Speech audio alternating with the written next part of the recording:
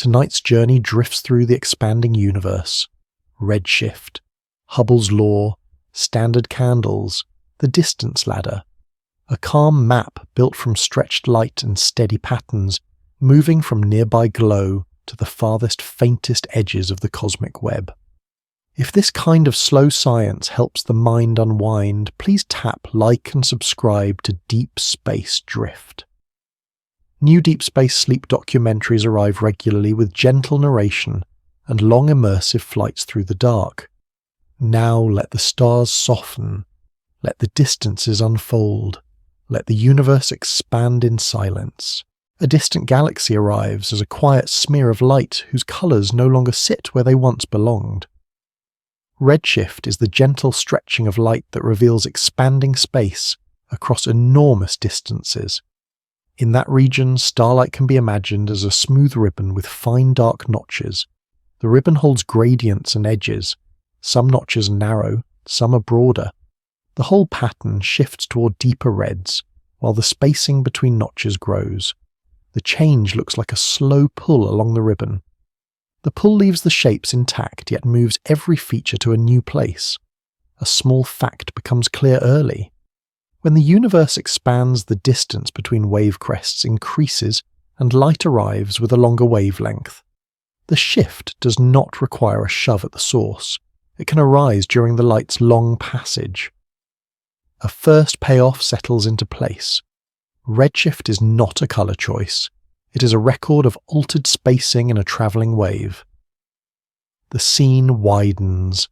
Between galaxy groups, darkness is not empty in the ordinary sense. It is a volume with structure. It holds thin gas. It holds a sparse field of particles. It holds gravity's long slopes. Across that volume, light behaves as a wave with peaks and troughs. If the space between peaks expands while the wave is in flight, the peaks arrive farther apart. The result is calmer than motion. It is geometry unfolding. A second image slows into view. A faint halo surrounds a galaxy. The halo fades outward. Its brightness drops in a smooth gradient. Against that gradient, a subtle red tint becomes more pronounced at the edge. The tint does not come from heat alone. It comes from the way wavelengths shift as distance accumulates. A second payoff arrives. The same kind of shift can be read from many objects, and the pattern grows stronger with greater distance. An analogy anchors the idea without tools or voices. Along the rim of a young tree, pale rings and darker rings form seasonal bands. As the trunk expands, each band keeps its relative shape. The bands still alternate. Their edges remain crisp, yet the spacing between edges grows as the wood swells. The original pattern persists while the scale changes. In the same calm way, a light wave can keep its identity, while its spacing stretches during a long journey. The analogy carries one more detail. The bands are not painted on later. They are part of the structure. The expansion changes the spacing without rewriting the sequence. Another payoff lands softly. Redshift preserves the order of features even as it shifts their positions. The view leans toward physical detail. Light from stars contains thin dips where certain colours are missing. Each dip corresponds to a particular interaction with atoms in a star's outer layers. The dips are not random. They form a fingerprint of matter. A new term can be placed with care. A spectrum is light spread by wavelength into ordered colour. The idea stays plain. The fingerprint is a pattern of missing shades. When space expands, the whole fingerprint slides. The dips remain dips. Their widths remain similar. Their edges remain sharp. Their locations drift toward longer wavelengths. The physical detail matters. The pattern behaves like a template on a stretching surface, not like paint that smears. A slow scene follows. A broad dark lane crosses a spiral galaxy. It is a dust lane. It has a soft boundary. It has uneven thickness. Near the lane, starlight appears dimmer. Its colours skew redder. Dust can mimic part of the shift by filtering blue light more strongly. This is not the same as redshift from expansion, yet both can tint the view. A payoff clarifies the difference. Dust changes brightness and color balance, while expansion changes the spacing of the whole pattern of wavelengths. The ladder of distance begins with this distinction. The scale shift becomes gentle and wide. A single wave crest can be separated from the next by a tiny distance in visible light. Over billions of years, the separation can be stretched by a noticeable fraction. One number is enough. A photon can travel for about 10 billion years before reaching a distant observer. That span is like a mountain range of time compared to a single heartbeat of a star's surface flicker. Over such a span, even a slow expansion accumulates. The wave crests drift apart. The color slides. The scene returns to the ribbon of light. The ribbon now looks slightly widened. The dark notches sit farther apart than expected. The shift is small in a nearby galaxy. It is larger in a far one. Another payoff settles. Redshift becomes a distance proxy because expansion compounds over long travel times. The section touches a limit with care. There is a boundary where intuition fails. At low redshift, local motions blur the picture. A galaxy can drift within a group. It can fall toward a cluster's core. Those motions can add or subtract from the observed shift. The result is a scatter that cannot be untangled by one observation alone. At high redshift, a different limit appears. The light that started as visible can arrive as infrared. Some features move beyond the most comfortable window of simple comparison. In addition, dust and gas along the path can reshape the spectrum's apparent slope. The limit is specific. A single spectrum cannot cleanly separate expansion, local motion, and filtering. Only patterns across many objects can do that. A payoff arrives as a quiet reassurance. The uncertainty is not a failure. It is a reason to build a distance ladder and cross-check rungs. The imagery deepens without harshness. A long filament of galaxies stretches across darkness like a faint strand. The strand has knots where clusters gather. Between knots, the filament thins. Along the strand, a smooth gradient of redshift appears. Near knots, the gradient is disturbed. The pattern hints at two scales at once. There is the broad expansion across the filament's length. There are local gravitational flows into the knots. The boundary between these effects is not a line. It is a region where both contribute. Another payoff resolves a small question.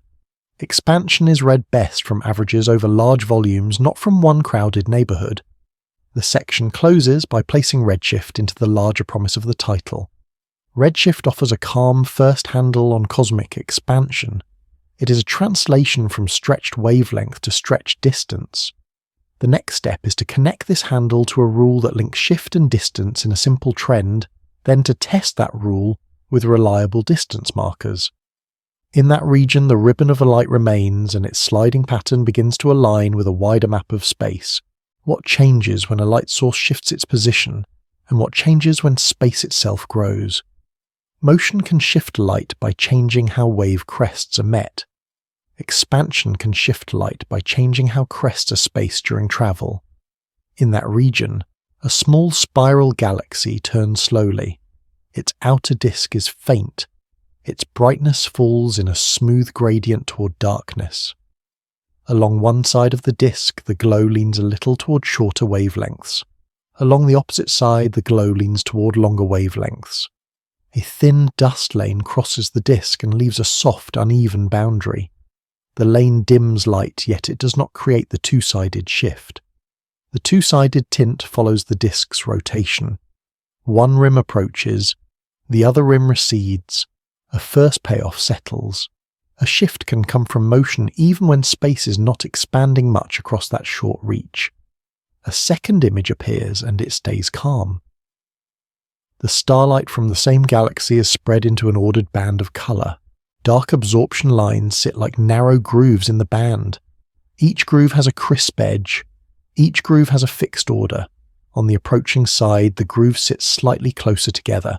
On the receding side, the grooves sit slightly farther apart. The pattern has not changed its identity. The spacing has changed. A new term is placed once then released. A Doppler shift is a wavelength change caused by relative motion. It behaves like a steady squeeze or a steady stretch.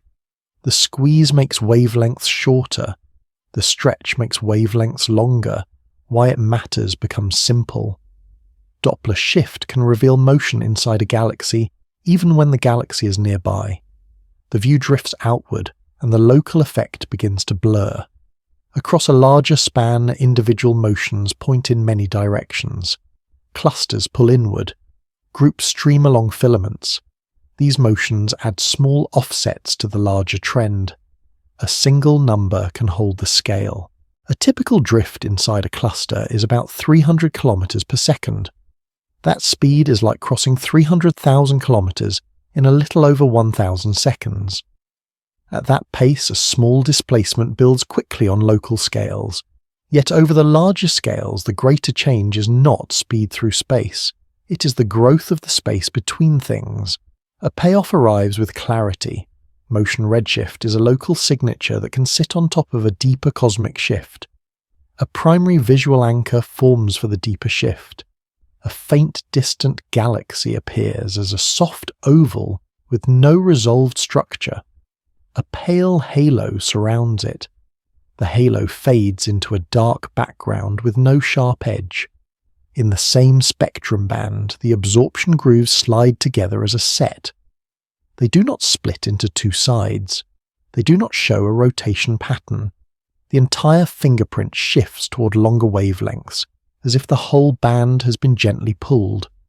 The scene suggests no preferred direction. It suggests distance itself. Another payoff settles. A shift that is the same across the whole object points to expansion during the light's travel. A second term can be placed with care. Cosmological redshift is a wavelength stretch caused by expanding space. It is not the same as a source moving through a fixed background. An analogy anchors the distinction without repeating earlier images. A slow tide lifts a shoreline pebble bed. Between pebbles, thin water channels open. The pebbles keep their arrangement. The gaps widen as the water rises. If a pale foam line drifts across the bed during the rise, the distance between its bright ripples increases. The foam line keeps its pattern, yet the spacing changes while it moves. The Y becomes quiet and firm. Expansion redshift encodes the growth of gaps, not the push of pebbles. The section leans into physical detail to keep the idea tangible. Light behaves as a train of crests and troughs. The crests are not solid objects. They are phases of an electromagnetic wave. Their spacing is the wavelength. When the scale of space grows while the wave is in flight, the wavelength grows with it. The crests arrive farther apart. The colour shifts toward red. A gentle scale shift follows from the minute to the immense. On the scale of a single star's outer layers, the wave spacing is tiny. On the scale of intergalactic emptiness, the travel time is vast. Over billions of years, a steady expansion can stretch the wave by a noticeable fraction. The shift can be small for nearby galaxies. It can be large for distant ones. A payoff arrives as a simple rule of thought. Doppler shift depends on relative motion now. Cosmological redshift depends on how long the light has travelled. A limit appears softly and it is specific. At low redshift, the two effects can be comparable. A nearby galaxy can have a motion that mimics or cancels part of the expansion shift. This is a measurement limit. One spectrum alone cannot separate motion from expansion without additional context. At high redshift, another limit rises. Absorption lines can slide out of an easy viewing range. Intervening gas can add extra lines. Dust can tilt the overall colour slope. The limit is interpretive. A model must decide which lines match the original fingerprint, and mistakes can occur when signal is faint.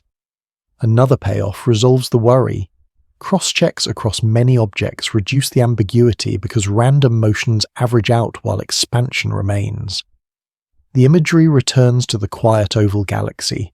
Its halo has a smooth gradient. There is no hint of two-sided colouring. There is only the uniform slide of the whole pattern. From one object to the next, the slide grows larger with distance. At this distance, the distinction becomes a tool of reasoning without any device in view. Local motion creates variety and scatter. Expansion creates a shared drift in wavelength. The section closes with a soft turn toward the next checkpoint. Once expansion redshift is treated as a distance clue, a broad relation between distance and shift becomes visible. The next step is to follow that relation across many depths and to see where it holds and where it bends. A broad pattern appears when distant galaxies are viewed together as if a gentle gradient is painted across the deep sky. Hubble's law states that farther galaxies show greater redshift in a nearly linear trend at modest distances. In that region, a long cosmic filament stretches across darkness. Along the filament, small islands of light sit at uneven intervals. Near one end, the light has a slightly bluer balance. Farther along, the same kind of light leans redder. The change is not abrupt. It is a smooth slope with small wiggles. A first payoff settles into place. Redshift can be treated as a rough distance clue because the average expansion accumulates over longer paths. The scene slows further. Each galaxy is a soft shape with a faint halo. The halo fades outward in a calm gradient. Some halos overlap in projection. Some sit alone in emptier space. When their light is spread into a spectrum, the familiar absorption pattern appears, and the whole pattern slides toward longer wavelengths by different amounts. The slide is small for nearby shapes. It is larger for distant ones. The differences line up with the ordering along the filament. Another payoff becomes clear. The relation is not about one special galaxy. It is an average rule that emerges from many. A new term can be placed once then released. Hubble's law is a proportional link between distance and redshift. The plain meaning stays simple. Double the distance and the typical redshift roughly doubles within a certain range. The physical picture remains calm. Expansion acts like a steady stretching of the distances between large groups. As spacing grows, wavelengths in travelling light grow too. The law does not claim perfection. It sketches a straight line through a cloud of points. A fresh visual anchor arrives. Imagine a wide field of faint galaxies spread across a dark plane. Their colours form a gentle gradient from one side to the other. Over that gradient, small patches appear slightly off-tone. Some are a touch redder than expected. Some are a touch less red. The patches sit near dense knots in the cosmic web. The knots have thicker halos and brighter cores. The small offsets are not errors in the light itself. They come from local motions layered on top of expansion. A payoff resolves a question that often lingers. The law can hold while individual galaxies drift in complex ways because the overall trend is larger than any one local tug. An analogy anchors the slope without repeating earlier images.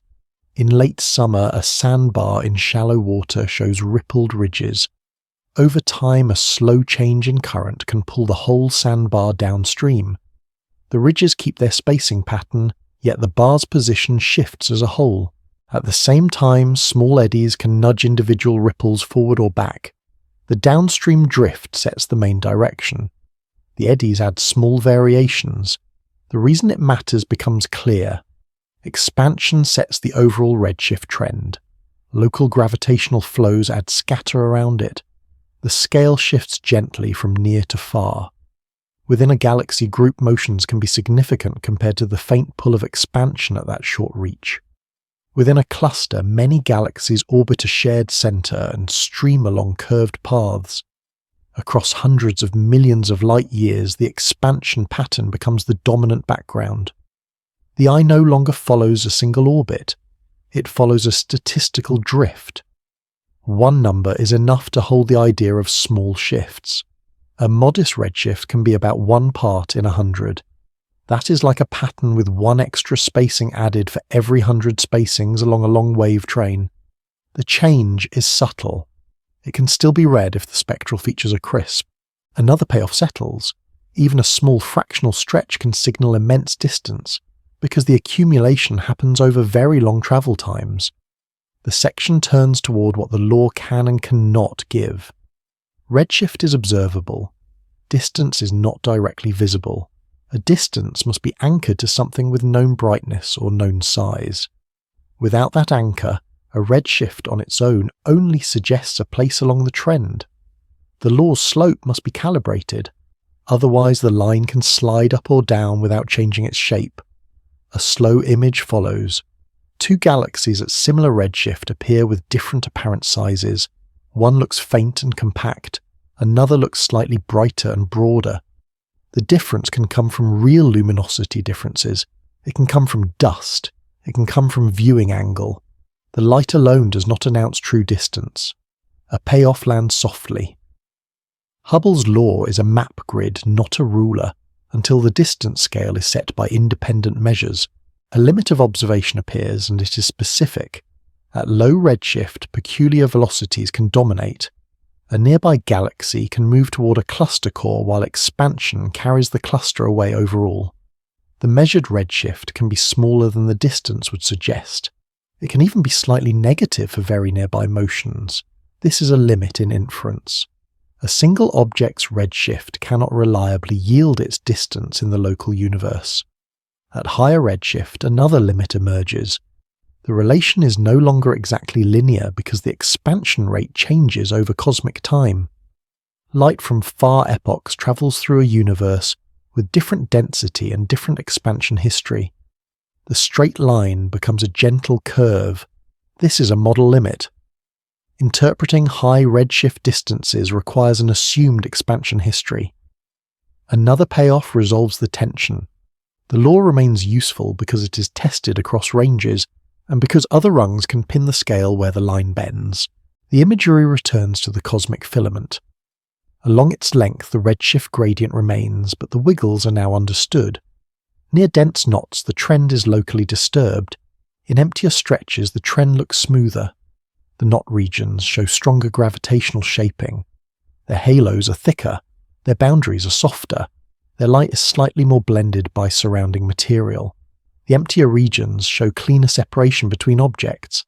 The field as a whole still drifts toward a larger redshift with increasing distance.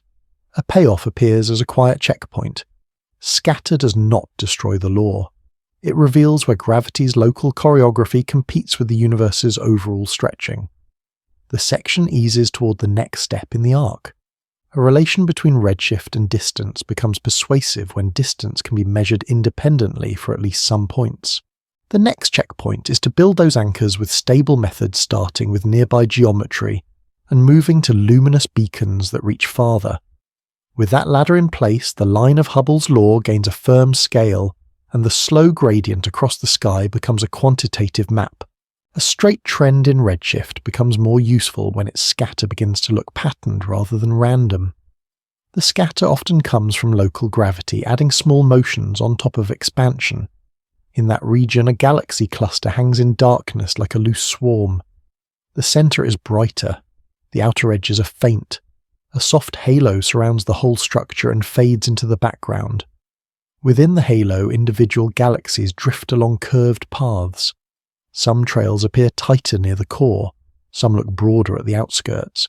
The cluster's light is not smooth, it is granular, it has knots and gaps.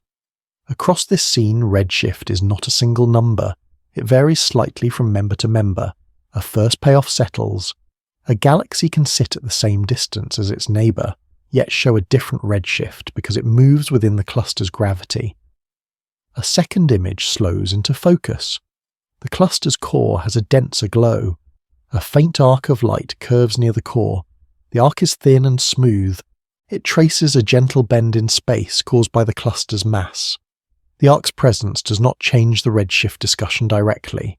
It grounds the idea that gravity shapes both motion and light paths. Around the core, a gradient of density appears. Gas grows thicker inward. The boundary is not sharp, it is layered. That layering is the physical setting for local motions. In that region, gravity does not stop expansion. It adds a swirl of inward and sideways drift that rides on top of it. Another payoff arrives. The scatter around Hubble's law is not only noise, it is a signature of structure. A term can be placed once then returned to plain language. A peculiar velocity is motion relative to the smooth expansion flow. The phrase is cold. The meaning is simple. A galaxy can fall toward a cluster center. A galaxy can orbit within a group. That motion shifts spectral features by a small amount, It can make an object appear slightly nearer or slightly farther on a redshift plot. The Y matters. If these motions are ignored, distance estimates from redshift alone become biased in crowded regions. The section adds one number, then translates it gently. A cluster can have internal motions around 1,000 kilometers per second. That speed is like crossing 1 million kilometers in about 1,000 seconds. It is large on local scales. It is small compared to light speed. It is enough to tilt redshifts noticeably for nearby clusters. A payoff lands. The closer the object, the more these motions can compete with the expansion signal, because the expansion shift is still modest. The visual anchor deepens. Along the edge of the cluster, galaxies stretch into a faint filament. The filament has a narrow spine. It has a soft boundary. The spine is not straight. It bends slightly. Along the filament, small groups appear like beads, but each bead is a small cloud of members. Some members drift inward toward a nearby knot. Some drift outward along the filament. The pattern resembles a slow flow in a branching network. In that region, matter is not evenly spread. It gathers. Where it gathers, the local flow becomes complex. Another payoff becomes clear. Scatter is not uniform across the sky. It grows in dense environments and shrinks in emptier ones. An analogy anchors this layered motion without repeating earlier ones. In a wide basin, a thin sheet of water drains toward a shallow depression. Over the whole basin, the water level can still rise slowly from a distant inflow. That rise is like expansion. Yet near the depression, the local slope pulls water inward. Small leaves on the surface drift toward the center, even while the overall level changes. Far from the depression, the drift is gentler and more uniform. The basin shows two motions at once. The Y matters. Gravity creates local slopes that alter motion, while expansion creates a broad background change in separation. A soft scale shift follows from neighborhoods to the cosmic average. Within a small group, one galaxy can fall toward another over a time span of hundreds of millions of years. Within a large cluster, the crossing time can be a few billions of years. Across the vast web, expansion works over the full age of the universe. These timescales overlap, and that overlap is why scatter appears. A payoff resolves a subtle point. Expansion can be the dominant trend on large scales, while gravity can dominate the details on smaller scales. The section turns to a limit of observation, and it is specific. The true three-dimensional motions inside a cluster are not fully visible. Only the motion along the line of sight changes redshift directly. Sideways motion hides. The cluster can be turbulent in 3 dimensions, yet only part of that motion is recorded in the spectrum. This creates an inference limit. A galaxy with a small line of sight speed can still be moving rapidly sideways. Another limit appears in crowded fields. Overlapping halos and blended light can smear spectral features. When objects sit close together on the sky, their spectra can mix. This is a resolution limit. The measured redshift can shift slightly because the light is not cleanly separated. Another payoff arrives. These limits do not erase the trend. They explain why the trend must be built from many objects and from careful selection of environments. The imagery returns to the cluster core. The faint arc remains as a curved thread near the center. The arc signals deep gravity wells. Near those wells, redshift scatter is wider. At the outskirts, where the halo thins and the background darkens, the spread narrows. In that region, the expansion trend becomes clearer. The cluster's internal choreography fades into a gentle uncertainty band around the main slope. A payoff settles as a calm checkpoint. The scatter around Hubble's law becomes a tool. It points to where gravity dominates locally. It guides which objects should be used to calibrate distance relations. The section eases toward the next rung. If redshift alone cannot set distance precisely in the nearby universe, a geometric method must set the first scale. The next step is to move from structure-driven scatter to a purely geometric rung that measures distance without relying on redshift at all. A nearby point of starlight seems fixed, yet it can drift a little against a far backdrop when the baseline changes. Parallax measures distance by turning a tiny apparent shift into geometry. In that region, a quiet star field fills the dark with fine grain. Some points are sharp, some are faint smudges.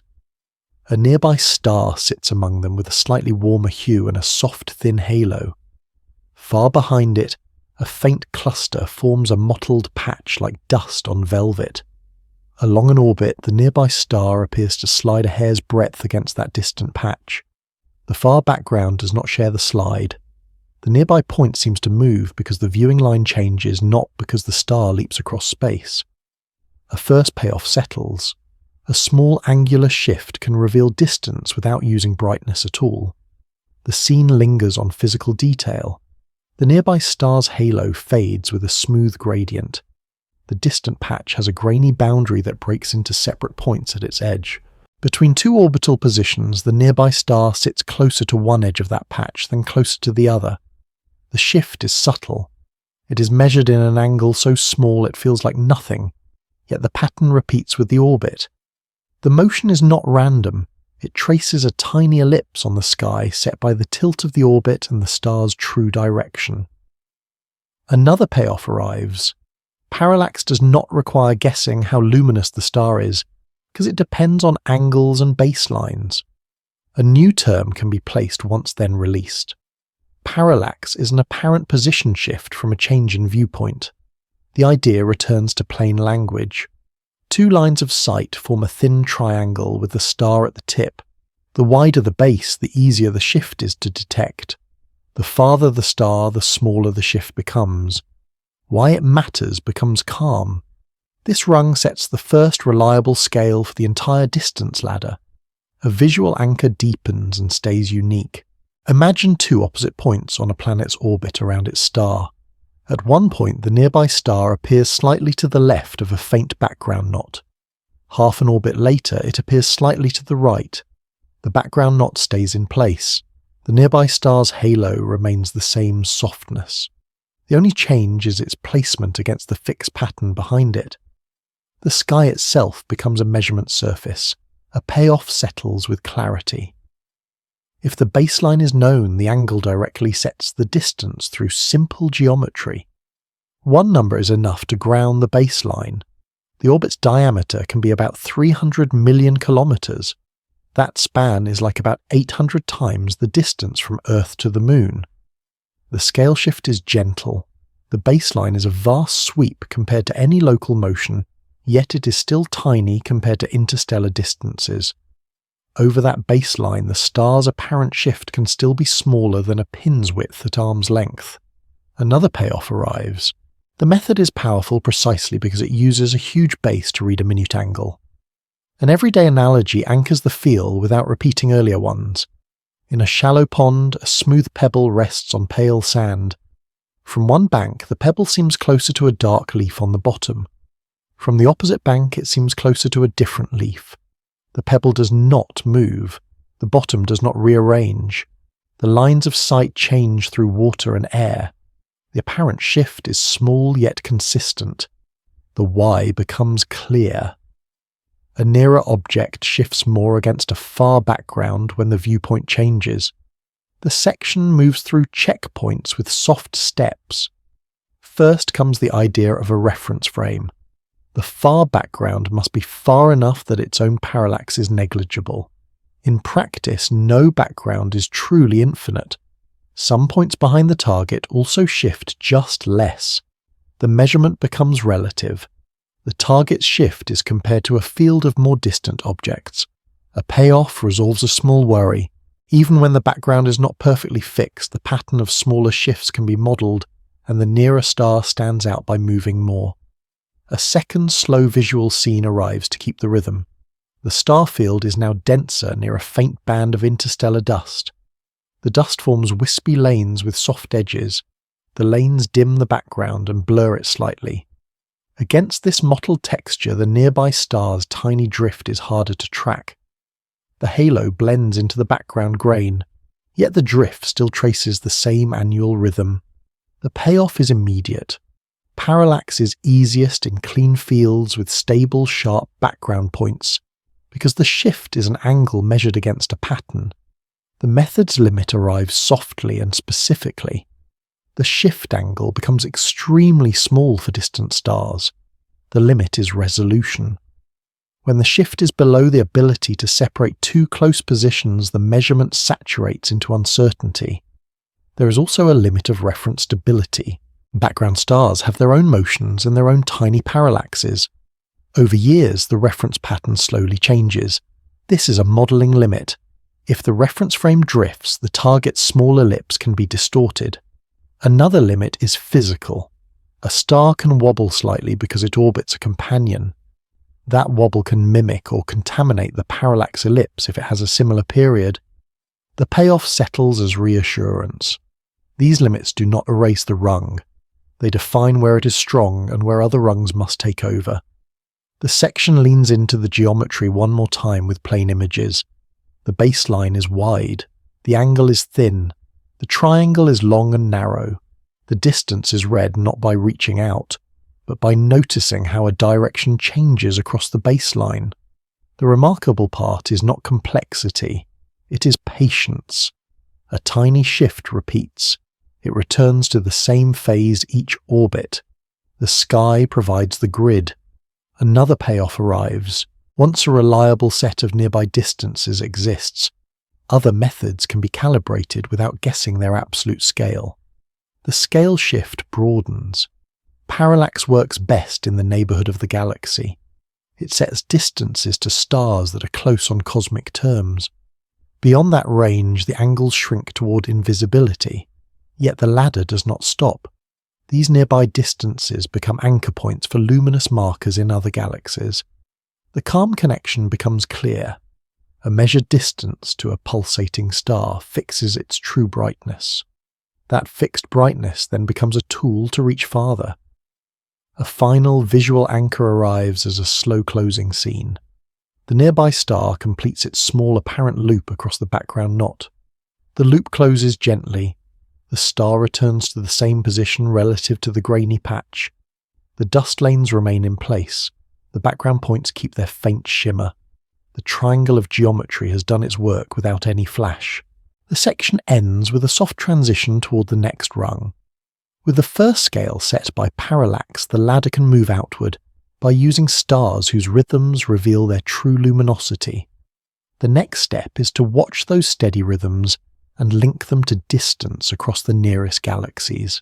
A single star can behave like a steady metronome, and its rhythm can reveal how bright it truly is. A pulsating star's period can be linked to its intrinsic luminosity, which turns it into a standard candle.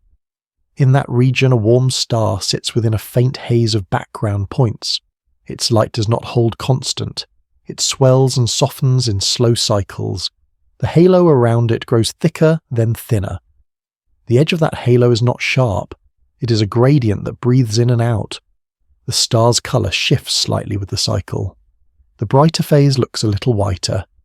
The dimmer phase looks a little deeper gold. The change is not violent. It is smooth like a tide. A first payoff settles. If the cycle length is known, the star's true brightness can be estimated without guessing its distance. The scene lingers on physical detail inside the star's behaviour. The outer layers expand and contract. During expansion, the surface cools slightly. During contraction, the surface warms. The motion is radial.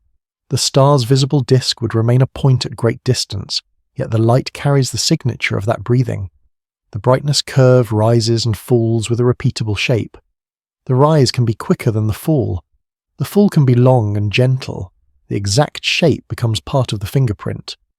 Another payoff arrives. The star is not flashing randomly. It is keeping time, and time becomes a ruler. A new term can be placed once then released. A standard candle is an object with known intrinsic luminosity. The plain meaning stays simple. If the true brightness is known, the observed faintness reveals distance. The reason matters. This is the rung that reaches beyond parallax into nearby galaxies. A primary visual anchor forms and stays unique. Inside a spiral galaxy, a dust lane curves across the disk like a soft brushstroke. Along the lane, small blue star-forming patches glow. Near one patch, one pulsating star stands out by changing gently over days. The surrounding field stays steady. The pulsator's halo thickens at maximum light and thins at minimum. The dust lane has an uneven boundary. It is darker in its centre. It has feathered edges. Against this textured background, the star's cycle remains regular. A payoff settles. Even in a crowded galaxy, a reliable rhythm can be separated from the constant glow around it. An analogy anchors the period and brightness link without repeating earlier ones. In a quiet garden, a fountain spout rises and falls in repeating pulses. When the pulses are slow, the spout reaches higher each time. When the pulses are fast, the spout stays lower and quicker. The timing and the typical height become linked by the fountain's internal pressure and shape. The eye does not need to see the plumbing. The cycle itself hints at the power behind it. The why becomes clear. A longer period signals a larger, more luminous pulsator, because the star's structure sets the rhythm. One number grounds the scale, then turns into an everyday comparison. A typical pulsation period can be about 10 days.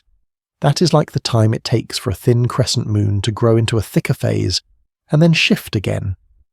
Over those days, the star repeats the same brightening and dimming. The repetition is a calm assurance. The scale shift follows.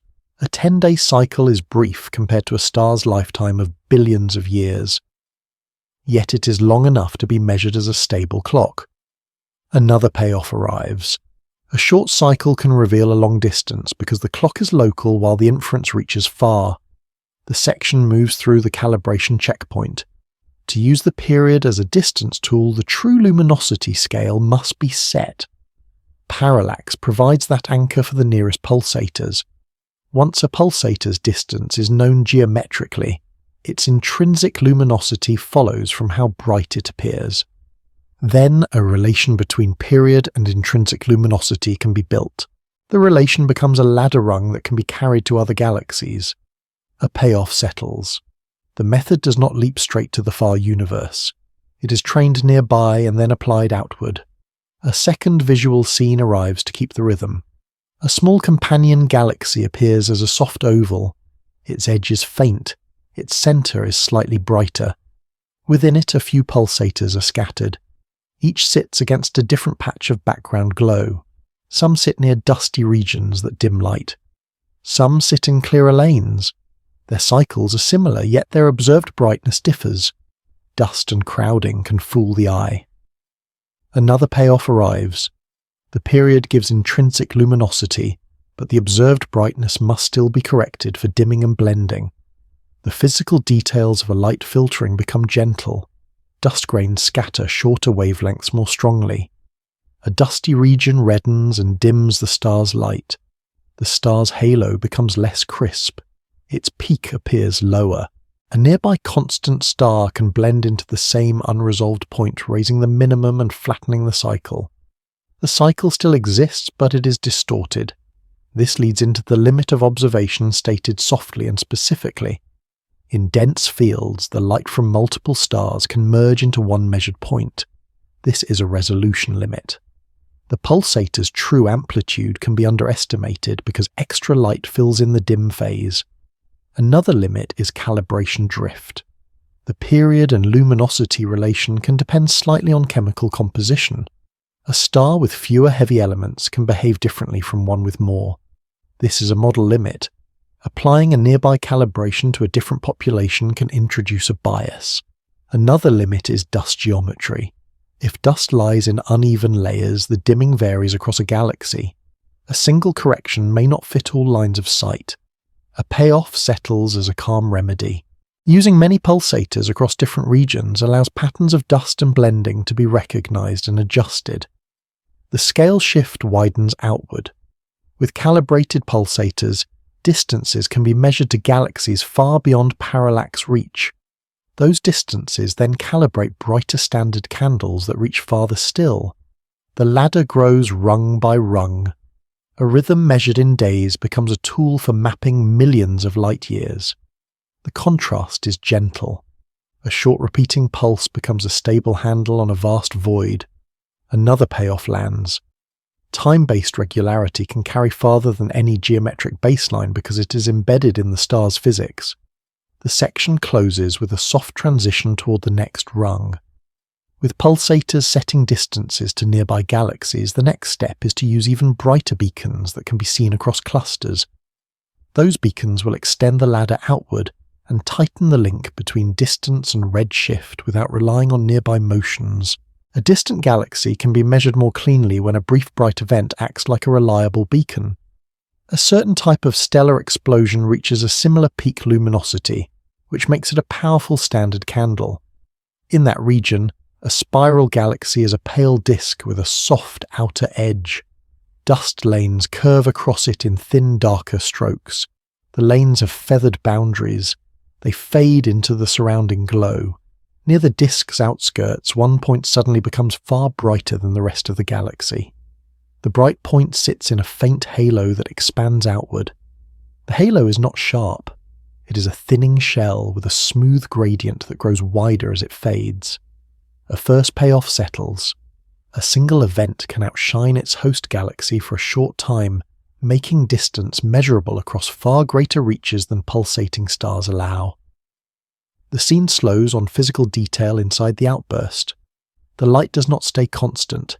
It rises, then peaks, then declines in a measured way.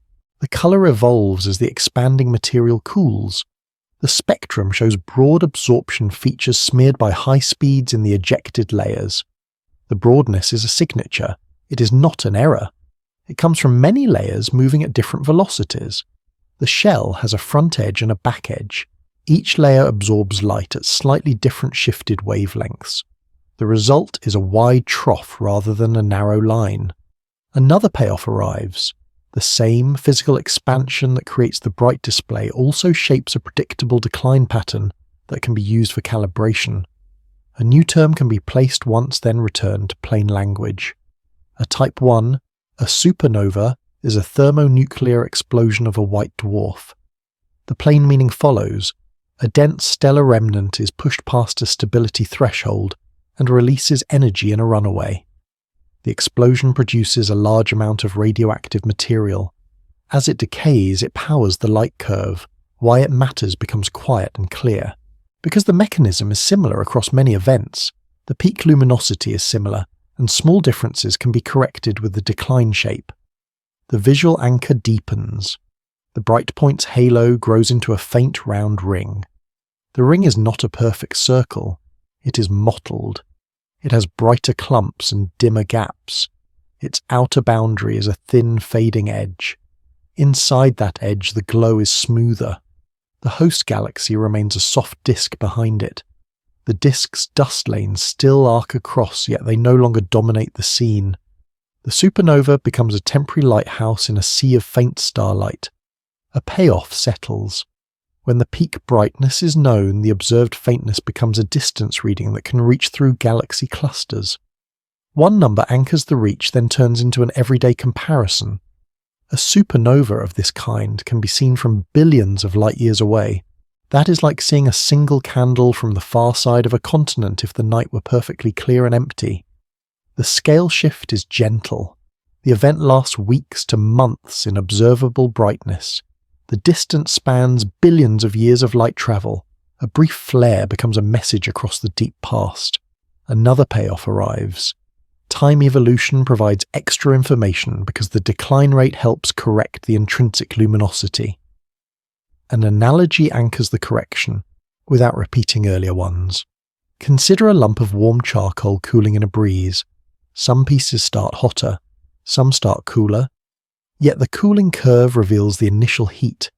A piece that cools more slowly tends to have started with more stored energy. A piece that cools faster tends to have started with less. The glow is not only a snapshot. The glow over time reveals the true scale. The why becomes clear. The light curve shape helps standardize the candle by linking peak brightness to the rate of fading. The section moves through the checkpoint of calibration. Nearby galaxies with known distances from pulsating stars can host these explosions. When an explosion occurs there, its true peak luminosity can be fixed. This connects the ladder's rungs.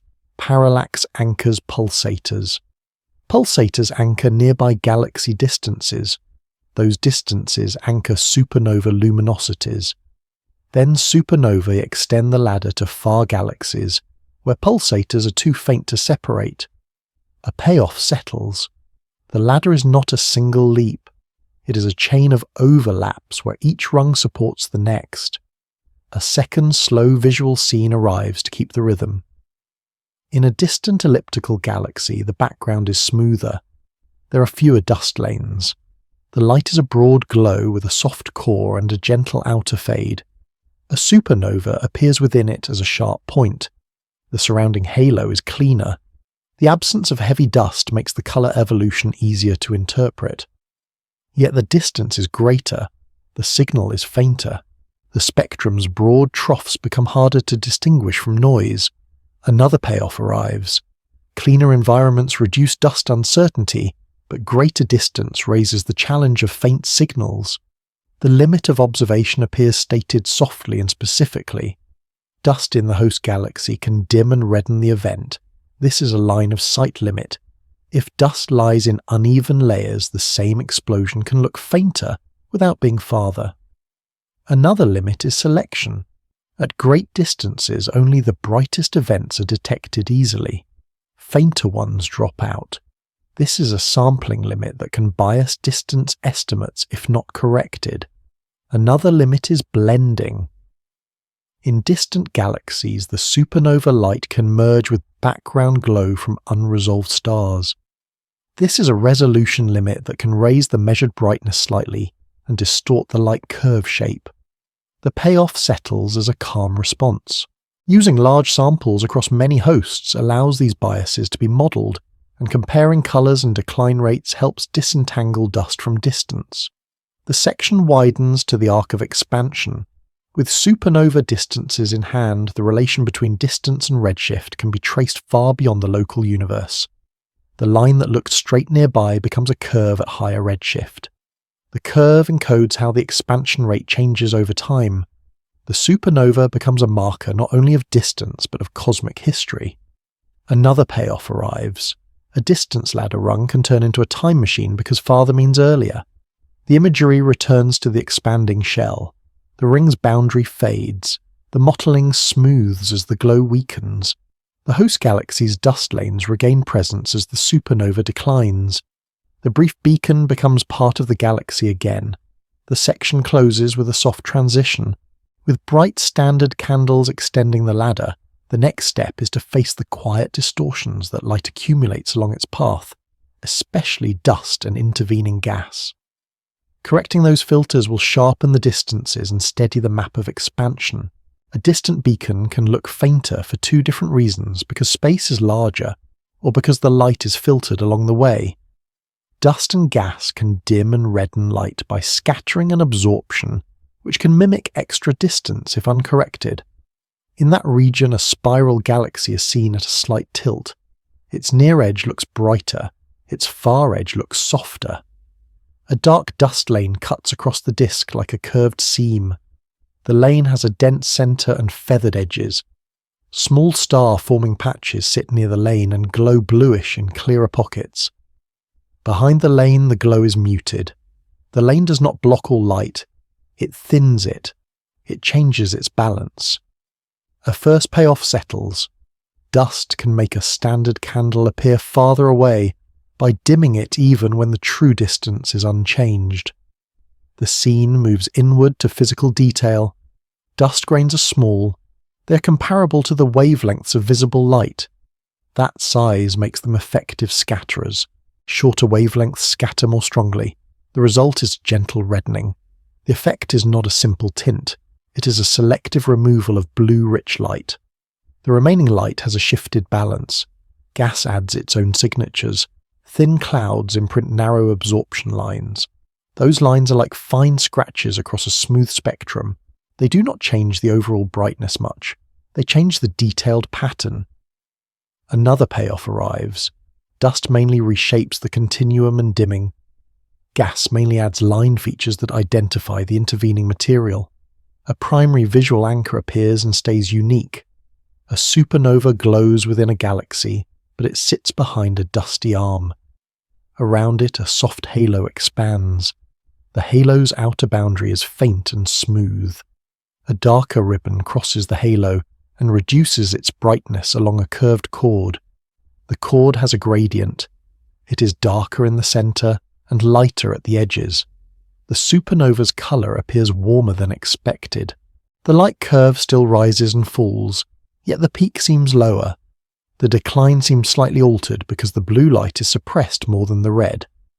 A payoff settles. The shape of the event can remain recognizable, while the absolute brightness is shifted by the dust screen. An analogy anchors the filtering without repeating earlier ones. In a quiet room, a thin curtain hangs in front of a lamp. The curtain has a denser weave in one band and a looser weave elsewhere. The lamp's glow still fills the space, yet the denser band makes a darker stripe. The stripe has soft edges where the weave changes. The light appears warmer through the thicker cloth because more of the cooler tones are weakened. The Y becomes clear. Dust acts like a wavelength-dependent veil. It dims and reddens in a linked way. One number grounds the scale of the effect, then turns into an everyday comparison. A visual extinction of about 1 magnitude means the light is about 2.5 times fainter. That is like moving a lamp from 1 meter away to about 1.5 meters away in a dark room. The scale shift is gentle. A small change in brightness can translate into a large change in inferred distance, because brightness falls with distance squared. Another payoff arrives. Even modest dust can create a large distance error if brightness alone is trusted. The section moves through the checkpoint of correction. Color is a clue. If an object is dim, and also redder than its expected intrinsic color, dust is a suspect. The reddening curve has a characteristic slope. It depends on grain size distribution and composition. Different environments can have different slopes. The correction is not one universal number. It is a model fitted to observations across wavelengths. Another payoff settles. Multiband light can separate distance dimming from dust dimming, because distance does not change color, while dust often does. A second slow visual scene arrives to keep the rhythm. Between galaxies, a faint haze of intergalactic gas lies along filaments. The gas is not smooth, it forms patchy layers. Some layers are thin and nearly invisible. Some create clear absorption lines at specific wavelengths. A distant galaxy's spectrum shows a forest of fine dips from intervening material. The dips shift with redshift. Their pattern reveals multiple clouds at different distances. The overall brightness is not strongly altered by these narrow lines, yet the detailed fingerprint becomes crowded. Another payoff arrives. Intervening gas can complicate the identification of spectral features used for redshift, even when it does not strongly dim the total light. The limit of observation appears stated softly and specifically. Dust correction is limited by degeneracy. An intrinsically red object can be confused with a dust-reddened object if the intrinsic color is not known precisely. This is a model limit. Another limit is patchiness. Dust is not uniformly spread. A supernova can sit behind a dense clump or a clear window. The correction derived from surrounding regions can fail if the line of sight is unusual. This is a line of sight limit. A third limit appears at great distance. The object can be too faint for accurate color measurement in multiple bands. Noise can mimic reddening. This is a signal limit. Another payoff settles as a calm method. Large samples and careful selection reduce these risks. Comparing objects in low-dust environments sets a baseline. Outliers reveal where dust is likely heavy. The section widens into a scale shift from local clouds to cosmic mapping. Within a spiral arm, dust lanes are thick and structured. Across galaxy halos, dust becomes thinner. Across intergalactic space, dust is sparse, yet not always absent. Over billions of light years, small amounts of dust can accumulate. The effect can tilt the inferred expansion history if it is ignored. Another payoff arrives. Correcting dust is not cosmetic. It protects the distance ladder from slow systematic drift. The imagery returns to the supernova behind the dusty arm. As the expanding halo grows, the dark chord remains aligned with the dust lane. The The chord stays in place while the halo expands through it. The dust lane's boundary stays feathered. The halo's boundary stays smooth.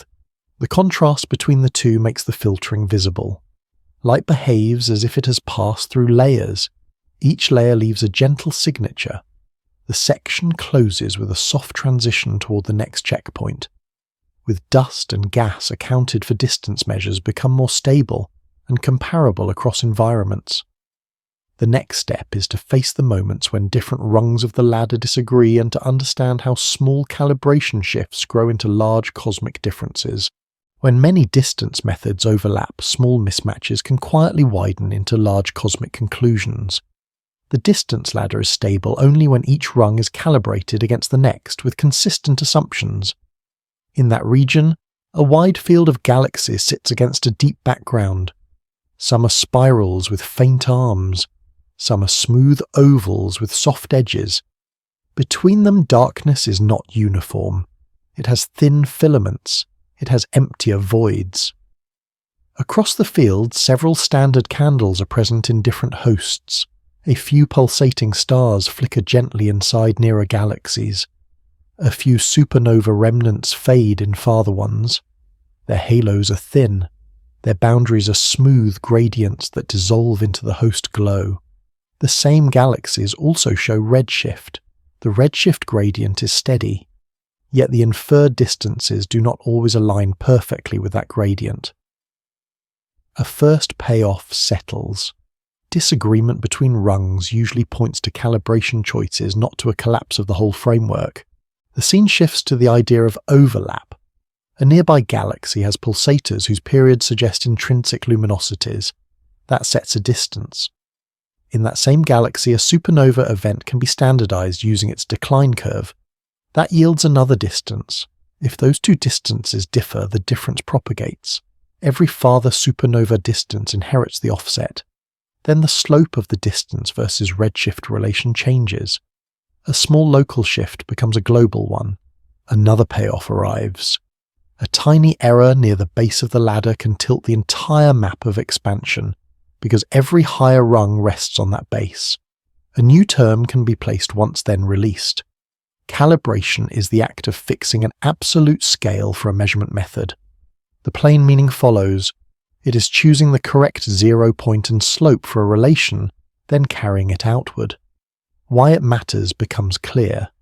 Without calibration, the ladder has shape but no trustworthy scale. The visual anchor forms and stays unique. Imagine two translucent sheets laid over the same star field. Each sheet has a faint grid and a gentle gradient shading. One sheet marks distances from pulsators. The other marks distances from supernovae.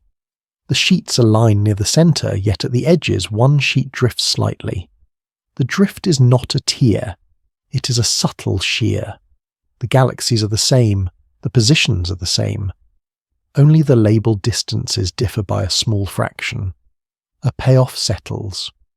The tension is often not about which galaxies are observed, but about how the scale is carried from one rung to the next. An analogy anchors the propagation without repeating earlier ones. In a long chain of gears, a tiny offset in the first gear's tooth spacing causes a slow phase drift down the line. Each gear turns smoothly. None slips. Yet after many gear pairs, the final gear's position can be noticeably different from a second chain built with a slightly different first gear. The difference begins small. It becomes obvious only after many steps. The why becomes clear.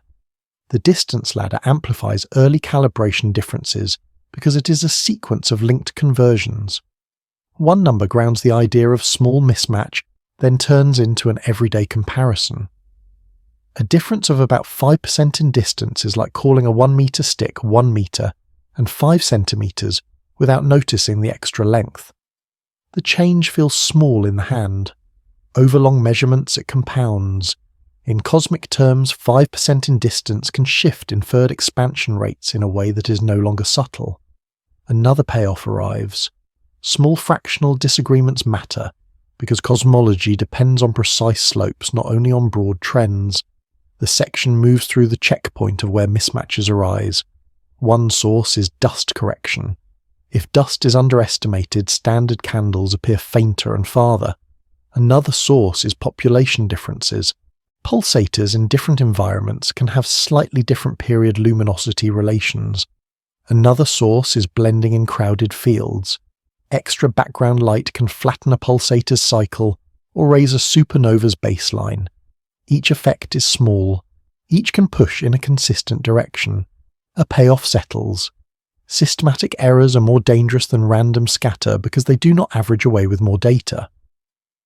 A second slow visual scene arrives to keep the rhythm. A distant galaxy appears as a soft oval with a brighter core. Near it, a faint companion sits in the same line of sight. Their halos overlap. The overlap region has a smooth gradient and no sharp boundary separates the two. A supernova appears within the overlap and brightens, then fades. The measured brightness depends on how the background is separated. If the overlap is not modelled well, the event can seem slightly brighter or slightly dimmer. Another payoff arrives. Even when the physics of the candle is stable, the measurement of its light can be biased by the scene it sits within. The limit of observation appears stated softly and specifically. There is a resolution limit. At great distance, individual pulsators cannot be isolated from the surrounding glow. Their cycles become diluted. There is also a model limit. Dust laws and stellar population corrections are not perfectly known. They can vary between galaxies and within them.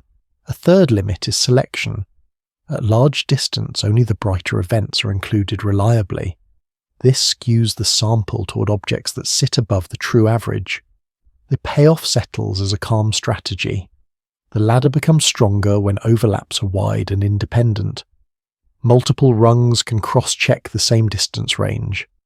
Discrepant regions can be mapped to environments not treated as universal truth.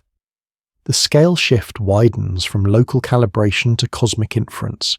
A small correction in a nearby galaxy changes the standardized luminosity of many far supernovae. Those supernovae then trace the distance versus redshift curve deep into cosmic time. If the curve is shifted, the inferred expansion history changes. The difference may appear as a slightly different steepness or a slight change in curvature. The cosmos is not rewritten. The interpretation is. Another payoff arrives. The ladder does not directly measure expansion alone. It measures distances that are then compared with redshifts, and the comparison depends on calibration. The imagery returns to the two translucent sheets. Their drift is now understood as a calibration offset rather than a contradiction. Near the overlap region, the grids can be tightened by better cross-checks. Farther out, the uncertainty bands widen. The field remains calm. The galaxies do not change. Only the inferred scale shifts. The section closes with a soft transition toward the next checkpoint. Once ladder disagreements are recognized, other independent cosmic rulers can help. The next step is to bring in a relic background signal and large-scale patterns that set distances by geometry on the largest scales, offering a separate anchor for expansion. A faint all-sky glow carries a memory of an early universe that is no longer directly visible in any other light. The cosmic microwave background sets a geometric scale that anchors expansion on the largest distances. In that region, the sky is not perfectly black. It holds a smooth, low-contrast radiance that seems to come from every direction. The radiance has a soft texture. It has mottled patches that are slightly warmer and slightly cooler in tone. The boundaries between patches are not sharp. They are gentle gradients that fade into each other. Across this quiet field, one pattern repeats. There are subtle ripples in the mottling. The ripples form a characteristic spacing on the sky. The spacing is not a line drawn on darkness. It is a statistical preference, a faint echo of waves in an ancient plasma. A first payoff settles. This background provides a standard scale because the early universe imprints a preferred size that later expansion stretches. The scene holds on physical detail within the early imprint. Long ago, matter and light are coupled in a hot dense mixture. Tiny compressions and rarefactions travel as sound waves through that mixture. Where a compression peaks, density is slightly higher. Where a rarefaction sits, density is slightly lower. When the universe cools enough for light to travel freely, the pattern freezes into the background glow. The ripples stop evolving in that way. Their imprint remains as temperature variations across the sky. Another payoff arrives. The background is not random noise, it is a fossil record of wave motion that sets a ruler. A new term can be placed once then released. The cosmic microwave background is relic radiation from the early universe. The plain meaning follows. It is ancient light that has cooled and redshifted into microwave wavelengths as space expanded.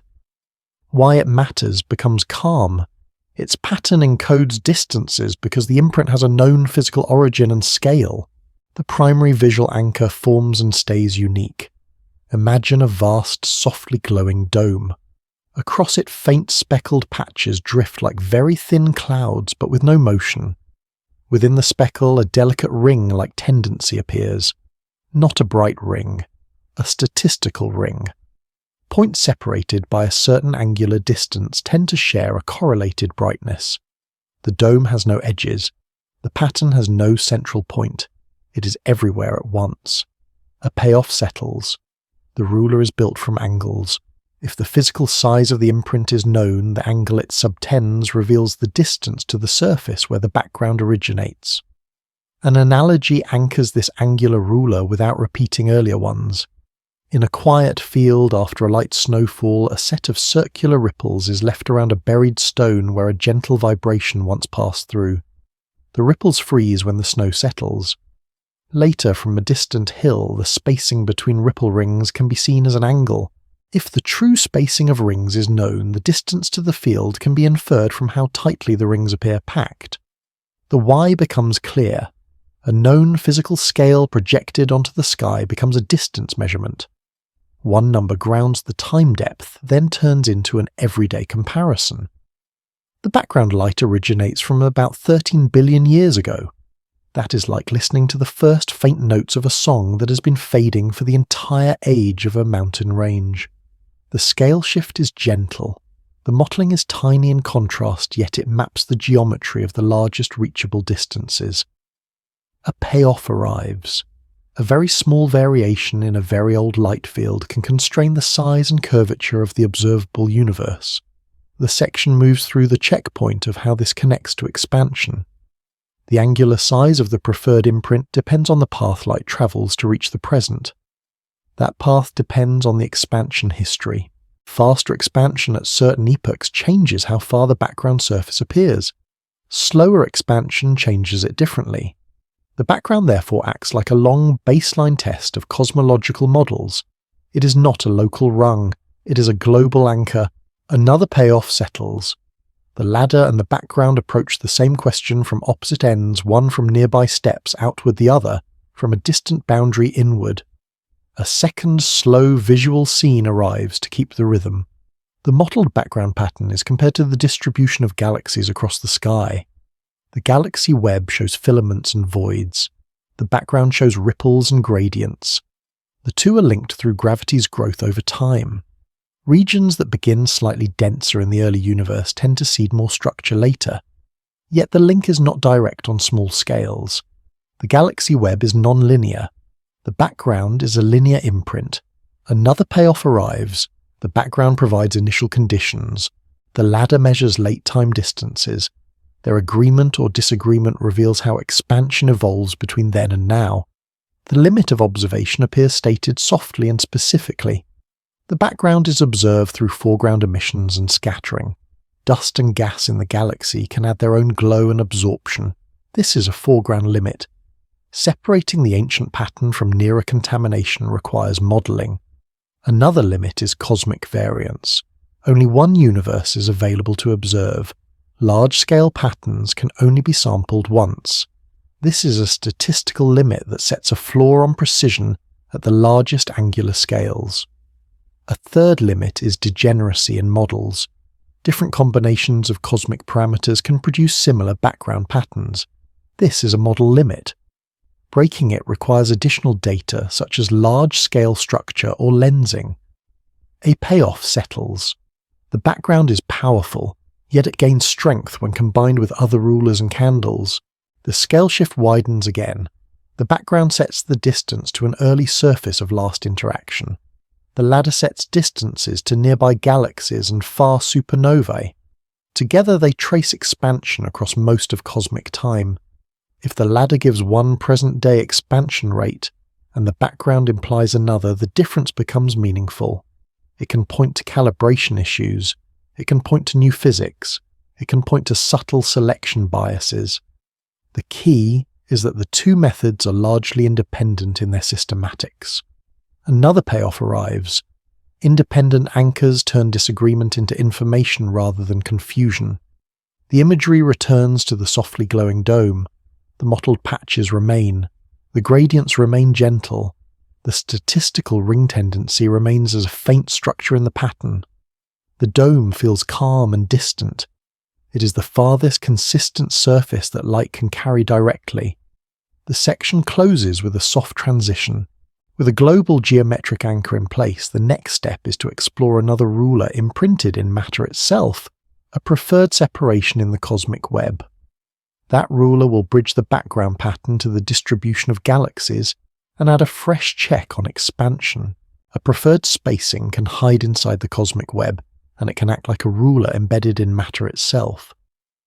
Baryon acoustic oscillations preserve an early sound wave scale as a slight excess separation between galaxies. In that region, the galaxy distribution looks like frost on glass. Filaments branch and reconnect. Voids open as dark pools between strands. Along the strands, halos overlap in soft gradients. Some knots glow brighter where many galaxies gather. Yet within this complex map, a faint preference exists. Pairs of galaxies are very slightly more common at a particular separation than at nearby separations. The preference is not visible in a single filament. It emerges only when the whole web is considered at once. A first payoff settles. A ruler can be found statistically in the spacing of galaxies even when the scene looks irregular by eye. The section holds on physical detail so the idea stays tangible. Filaments have edges that fade into voids. Knots have layered halos that soften outward. The web has a grainy texture.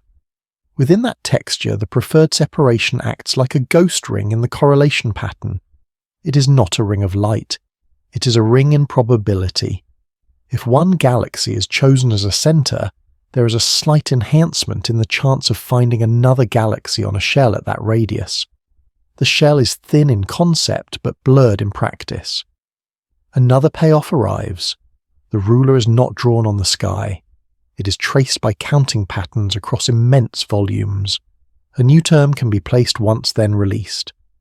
Baryon acoustic oscillations are a frozen imprint of early sound waves in matter. The plain meaning follows. In the early universe, compressions in the hot mixture push matter outward. A wavefront travels and leaves a slight overdensity at a characteristic radius. Later galaxies form slightly more often at that radius around initial peaks. Why it matters becomes calm. The physical size of that radius is known from early universe physics, and its observed angular and redshift size reveals cosmic distances. The primary visual anchor forms and stays unique. Imagine a vast three-dimensional fog of points. The fog is denser in filaments and knots. Around one dense knot, a very faint spherical shell of slightly higher point density appears. The shell is not sharp. It is a subtle, thickened layer. It fades outward with a gentle gradient. Many such shells overlap across the web. Individually, they are invisible. Together, they leave a measurable bump in the statistics of separations. A payoff settles. The ruler is built from many faint shells adding up rather than from any single dramatic feature. An analogy anchors the idea without repeating earlier ones. In a quiet pond after a stone drops, ripples spread outward. Long after the ripples fade, a thin ring of floating pollen can remain where the surface flow once piled it up. The ring is faint. It is patchy. It breaks apart in places. If many stones are dropped at different times in many ponds and the rings are all averaged together, a preferred ring radius emerges as a statistical feature even when individual rings are hard to see. The why becomes clear. Early waves can leave a preferred scale that persists even after nonlinear growth roughens the scene. One number grounds the scale, then turns into an everyday comparison. The characteristic separation is about 150 megaparsecs. That is like laying about 500 million light-years end-to-end across the cosmic web. The scale shift is gentle. The number is vast compared to any galaxy, yet it is small compared to the full observable universe. Another payoff arrives. A scale at large is less affected by small-scale astrophysical details, so it becomes a clean geometric yardstick. The section moves through checkpoints of how it is used. The ruler can be read in two directions. Across the sky, the preferred separation appears as an angle. Along the line of sight, it appears as a redshift interval. Both depend on expansion history. If expansion has been faster, the same physical scale subtends a smaller angle at a given redshift. If expansion has been slower, it subtends a larger angle. The ruler therefore maps the distance-redshift relation in a way that complements supernova candles. Another payoff settles. Standard candles compare brightness to distance. BO compares spacing to distance, and the two can cross-check each other. A second slow visual scene arrives to keep rhythm. A slice through a galaxy survey volume looks like a lace curtain. Bright knots and thin strands form an intricate pattern. Over this pattern, a smoothing filter reveals broad arcs of enhanced correlation. The arcs are not centered on a single point in the slice. They appear as faint curved bands because a three-dimensional shell cuts through the slice as an arc. The band has a soft edge. It is thicker in dense regions and thinner in voids. Another payoff arrives. The ruler is present even when only a slice is visible, because shells intersect slices as arcs, and the arcs accumulate statistically. The limit of observation appears stated softly and specifically. BAO is a weak signal. The enhancement in pair counts at the preferred separation is small. This is a sensitivity limit. Large volumes and many galaxies are required to beat down noise. Another limit is distortion. Peculiar velocities stretch and compress structures along the line of sight in redshift space. This is a mapping limit. It can smear the ruler in the radial direction if not modelled. Another limit is bias. Galaxies are traces of matter, not matter itself. Their distribution can be more clustered than the underlying mass field. This is a tracer limit. It changes amplitudes and can slightly affect how the ruler is extracted. A payoff settles as a calm remedy. The ruler's position is more robust than its amplitude. Modelling and large samples can recover the scale even when details vary. The scale shift widens toward cosmic history. BAO is seeded at early times. It is measured at later times in galaxy distributions.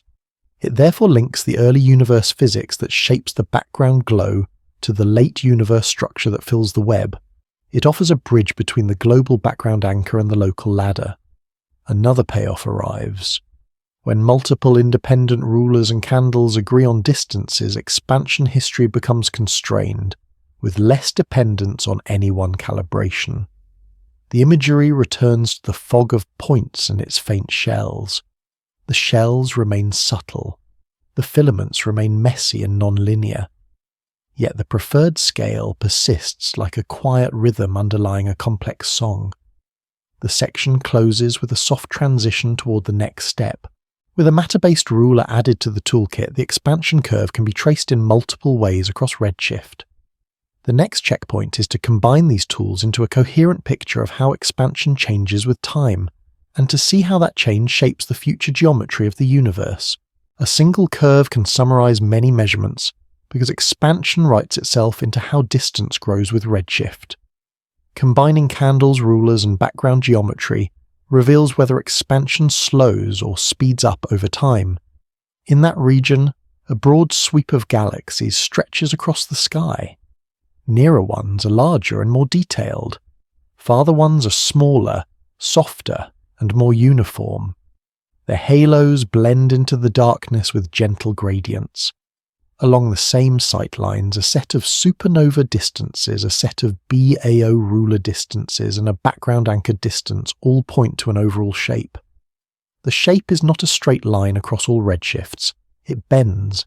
The bend is quiet yet persistent. A first payoff settles.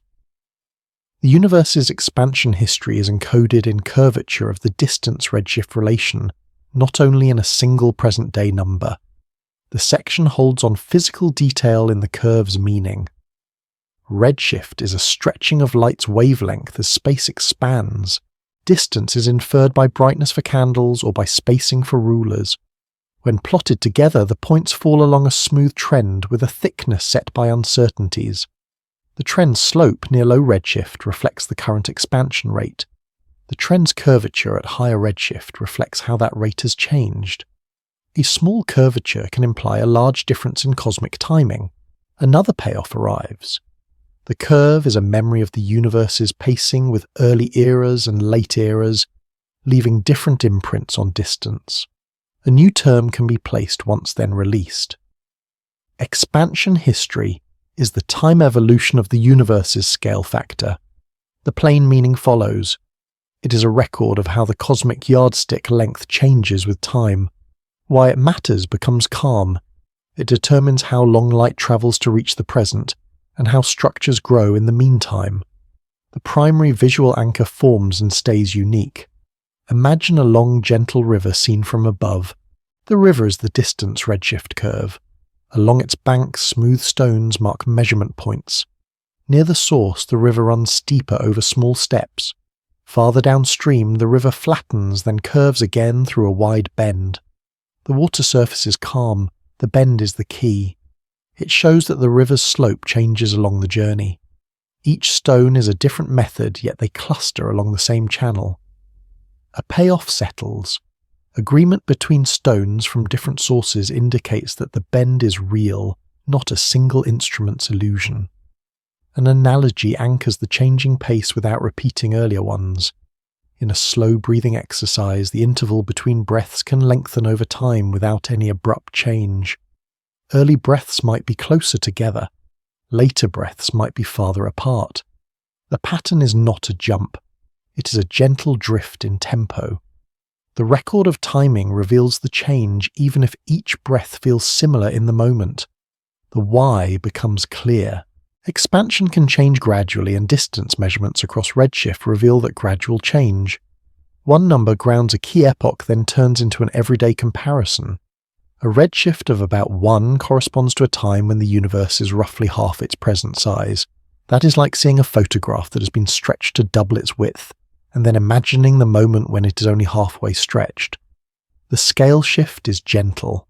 The redshift is a dimensionless measure, yet it tracks billions of years of cosmic time. Another payoff arrives.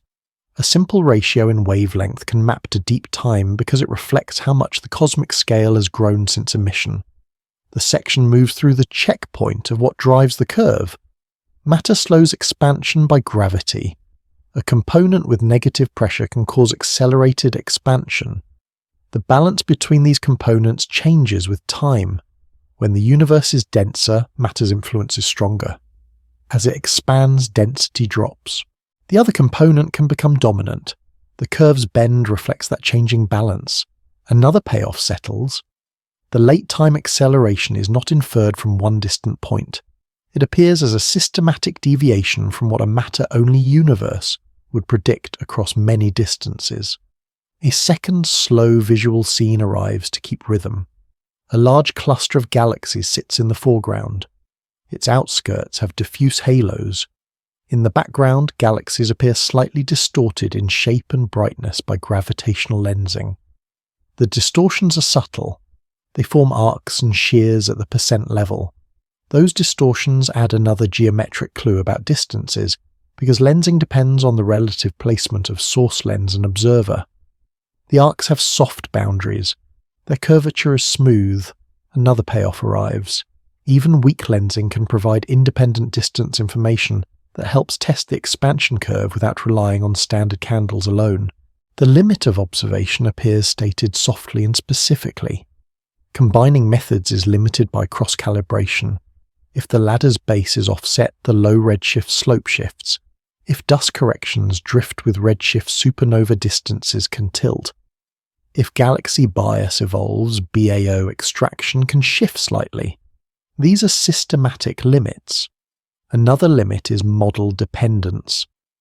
Translating background patterns into distances relies on assumptions about early universe physics and composition. This is an inference limit.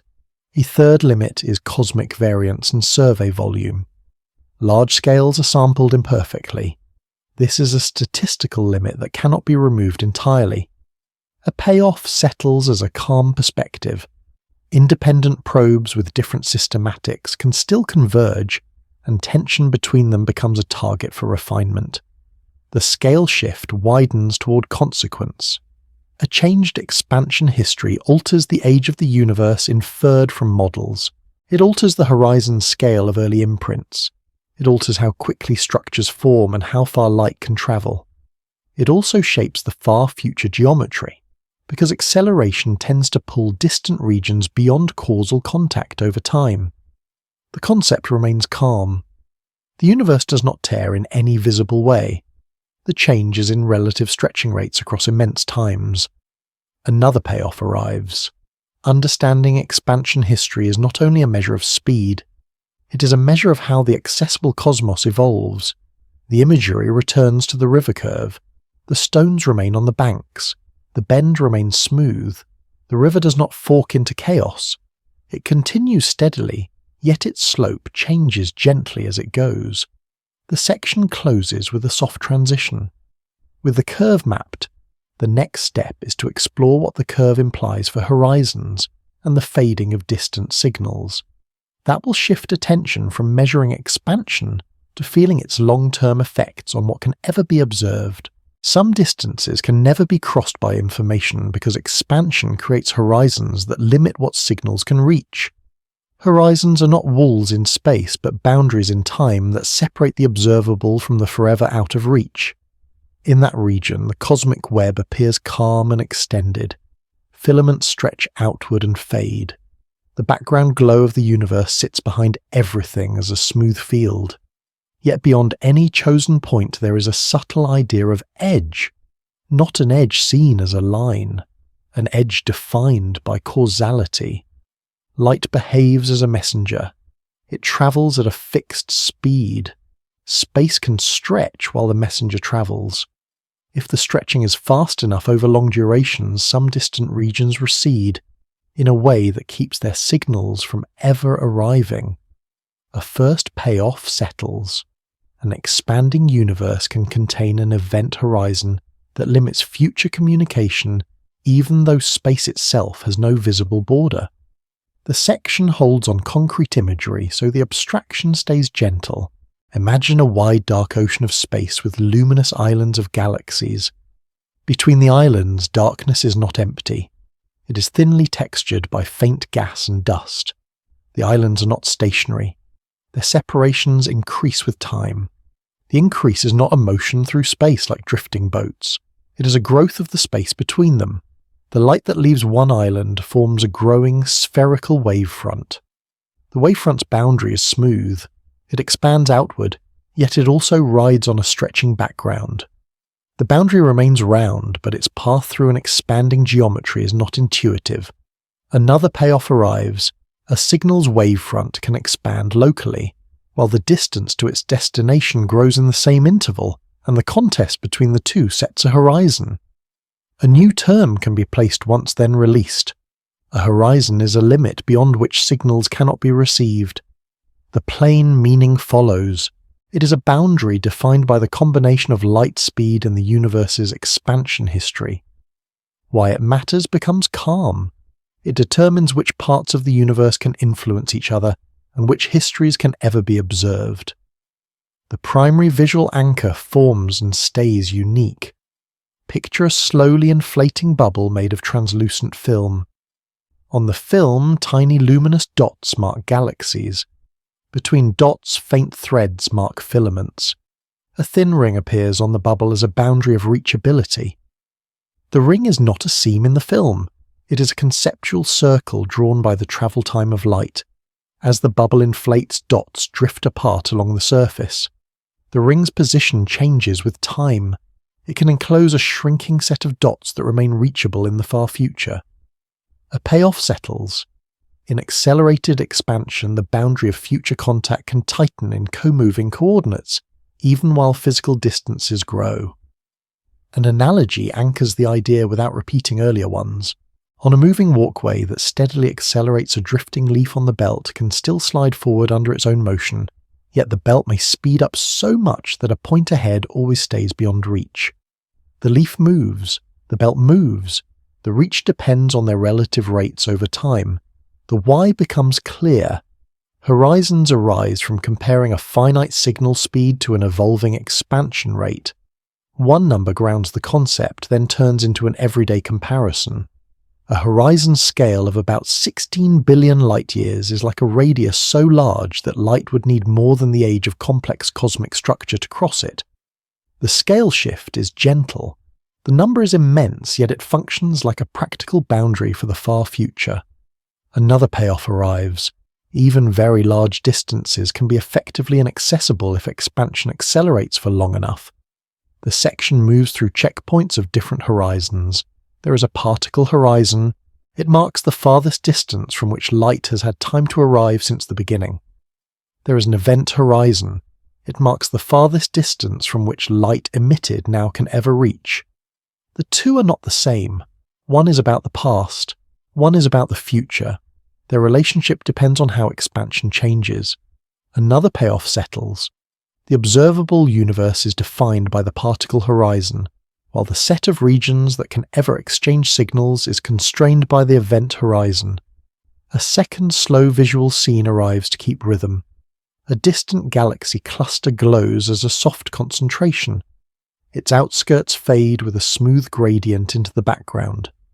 Behind it, fainter galaxies appear like dust motes. Over long time, the light from the faintest background galaxies becomes more redshifted. Their spectra slide to longer wavelengths. Their surface brightness dims. The cluster remains visible in principle, yet its background recedes into deeper darkness. The boundary of detectability is not only a horizon, it is also a fading of signals as their photons stretch. Another payoff arrives.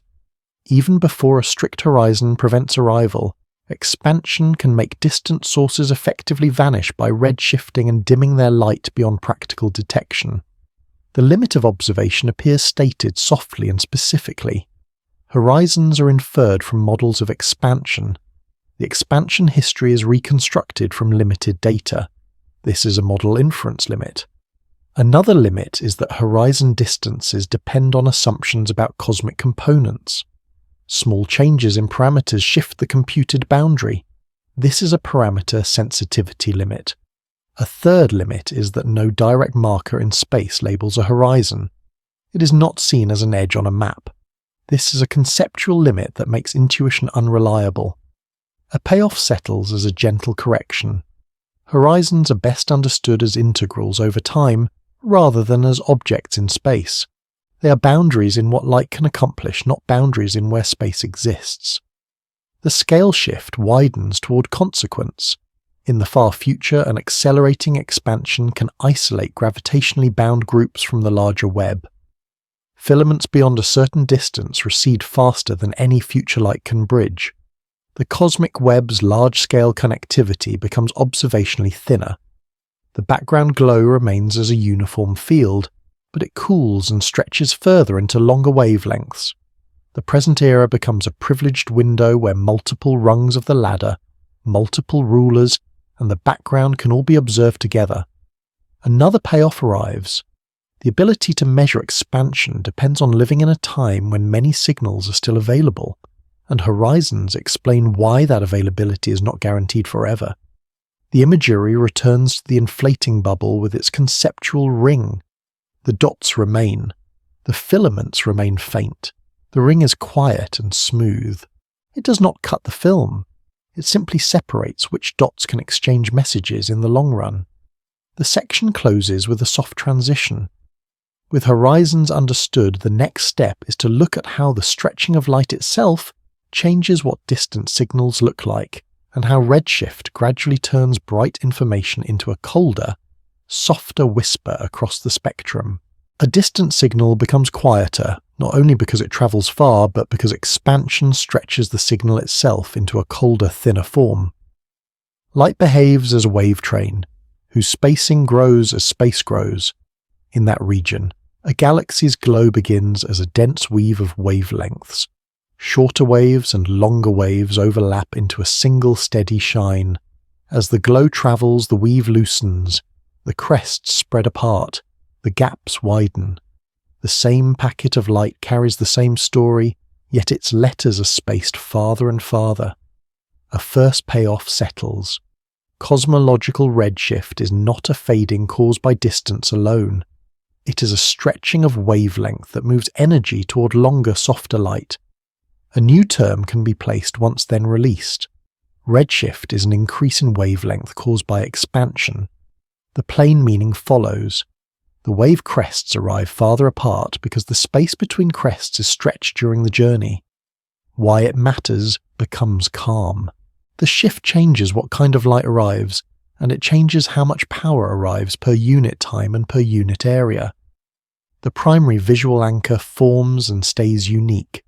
Imagine a long ribbon of ripples across a perfectly dark surface. Near one end, the ripples are tightly spaced.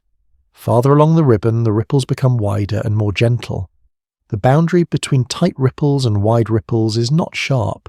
It is a smooth gradient. The ribbon keeps the same overall shape, yet its fine texture relaxes as it extends. A payoff settles. The wave train keeps its identity, but its frequency drops as the pattern stretches. The section moves into the first checkpoint of what stretching does to spectra. A galaxy emits light across a broad range of wavelengths. Some wavelengths carry information about hot gas, some trace cooler dust, some trace starlight. As redshift increases, each emitted wavelength arrives at a longer observed wavelength. Features that begin in one band slide into another. A line that begins in visible can move into infrared. A feature that begins in ultraviolet can move into visible. Another payoff arrives. Redshift does not only move the overall colour, it moves detailed spectral landmarks, and those landmarks are what distance methods often rely on. An analogy anchors this sliding without repeating earlier ones. In a long field of tall grass, a gentle wind creates a repeating pattern of bright and dark bands. As the wind slows, the spacing between bands grows. The same pattern remains. The rhythm becomes broader. A later glance sees wider waves and fewer bands per unit distance. The why becomes clear. Stretching changes the spacing of repeated features, and spacing is what defines frequency and colour. The section moves into the second checkpoint, which is dimming that comes from time and geometry. Expansion affects how often wave crests arrive. It also affects how concentrated light can remain on the sky. A source at high redshift does not only look shifted in colour, its surface brightness drops strongly. The light is spread over a larger apparent area due to geometry. The photons arrive less frequently because time intervals are stretched. Each photon carries less energy because its wavelength is longer. A payoff settles.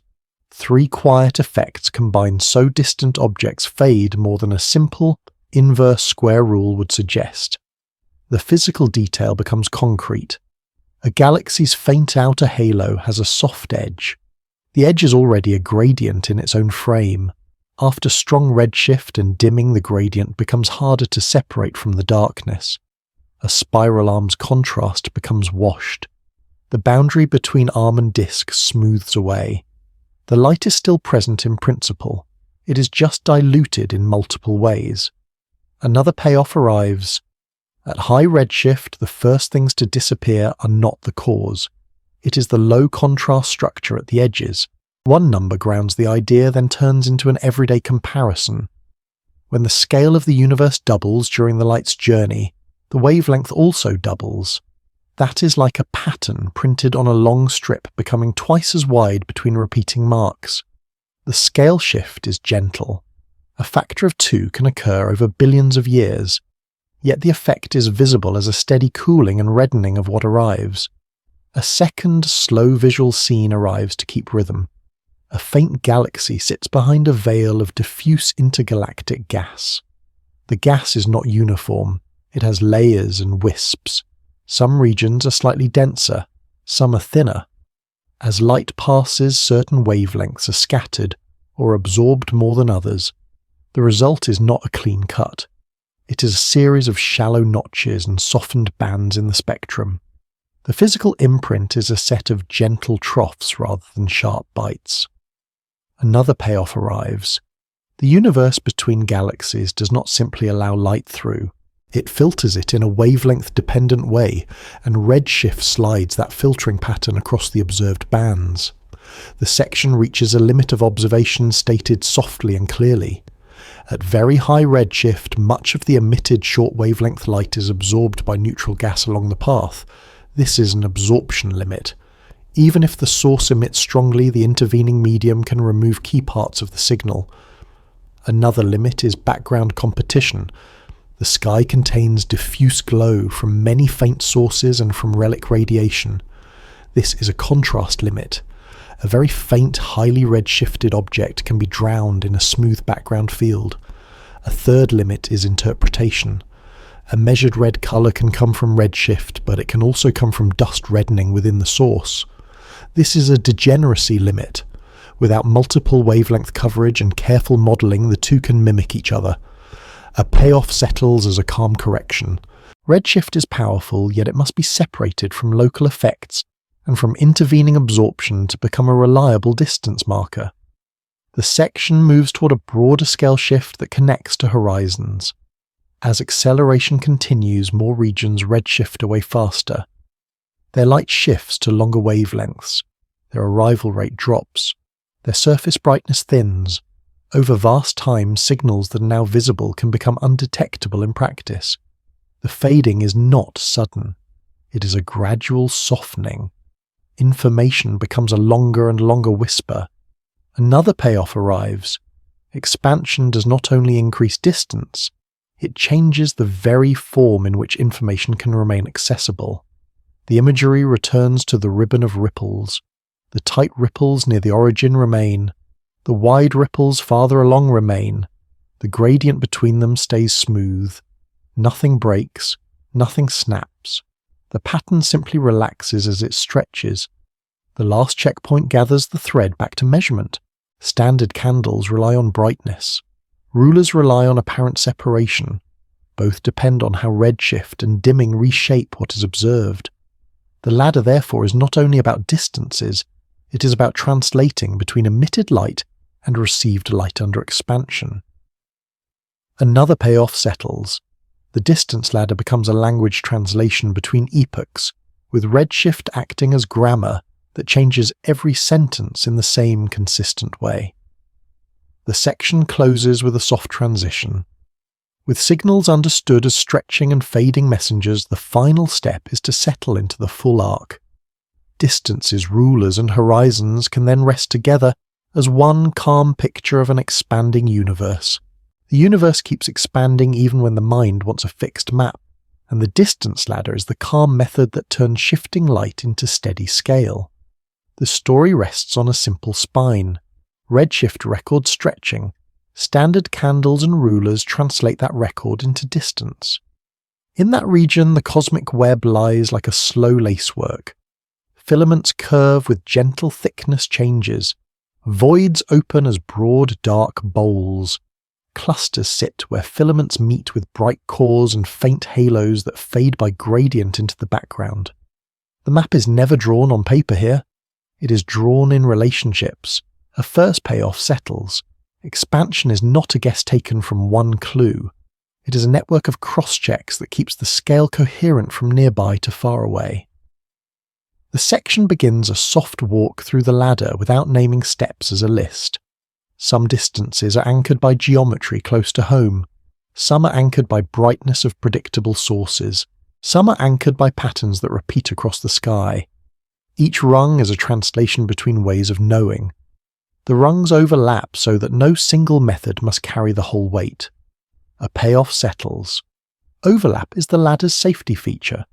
It reduces the chance that one hidden bias sets the entire scale. The primary visual anchor forms and stays unique. Picture a long corridor of dim lanterns suspended in darkness. Each lantern is enclosed in a thin glass shell. The shells vary slightly in thickness, creating a soft halo and a sharp inner rim. The lanterns are spaced unevenly at first. As the corridor extends, the spacing increases. The glow from far lanterns shifts toward deeper reds and becomes weaker. Yet the corridor is still readable because each lantern has the same inner rim shape. The rim is the repeating pattern that allows distance to be inferred even as brightness changes. A payoff settles. Reliable patterns allow distance to be measured even when signal strength and colour drift with expansion. An analogy anchors the final idea without repeating earlier ones. A long melody played on a stretched string sounds lower in pitch, yet the intervals between notes still carry the melody's identity. The pitch shift is redshift. The spacing between notes is the pattern that can be compared across time. The why becomes clear. Measurements depend on stable relationships, not on absolute appearance. One number grounds the sense of scale, then turns into an everyday comparison. A nearby set of galaxies might show recession speeds of about 70 kilometers per second for each megaparsec of distance. That rate is like a road where each extra segment adds the same steady drift in speed. The scale shift is gentle. The rate is small in a single moment. Over billions of years, it changes separations by enormous amounts. Another payoff settles. A small rate applied over cosmic time becomes the dominant sculptor of large-scale structure. A second slow visual scene arrives to keep rhythm. A ring of faint light surrounds a distant cluster, not as a perfect circle, but as a slightly distorted arc. The arc has a brighter edge and a softer outer fringe. The inner edge is sharper where the arc is brightest. The outer edge dissolves into darkness. This ring-like structure is a ruler made by gravity bending paths of light. Its curvature and thickness carry distance information that does not depend on a single lamp. Another payoff arrives.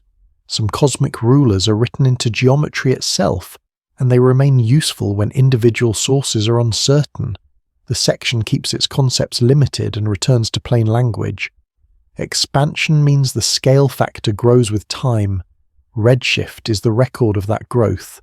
The distance ladder is the translation method that ties redshift to actual separations. Each concept stays distinct. Each returns to imagery. Light behaves as a messenger that arrives altered by a long journey. The alteration is systematic. It can be measured. It can be corrected for. Another payoff settles. The universe does not hide expansion. It expresses it consistently in every stretched wavelength and every shifted pattern once the translation is learned. The limit of intuition arrives softly and specifically. Intuition wants a single distance that belongs to an object like a label on a stone. In an expanding universe, distance depends on definition and on time. This is a definition limit. The same object can have different distance measures that answer different questions. Another limit is observational. Light from very far away is dimmed and filtered. Fine structure at the edges of galaxies can vanish into noise. This is a resolution and contrast limit. A third limit is inference. The ladder depends on calibration, and calibration depends on assumptions about populations and environments. Small systematic shifts can accumulate. This is a systematics limit. A payoff settles as a calm reassurance. The ladder is designed to confront those limits by redundancy and by consistency checks across many independent signals. The section widens to the softest scale shift. Near scales are measured in years and in the thickness of halos. Far scales are measured in billions of years and in the cooling of ancient background light. The same physics connects them. A photon leaving a bright region becomes stretched into a longer wave. A pattern imprinted by matter and radiation becomes a ruler across the sky.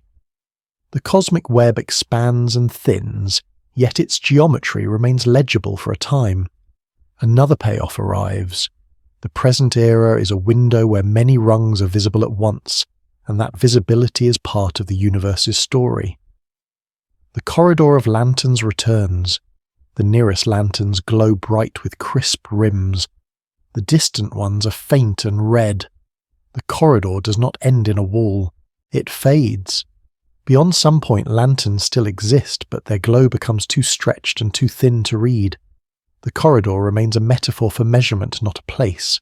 A final payoff settles.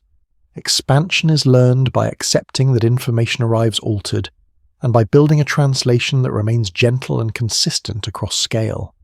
The section ends with a soft landing. The cosmic web rests as a quiet pattern of threads and bowls.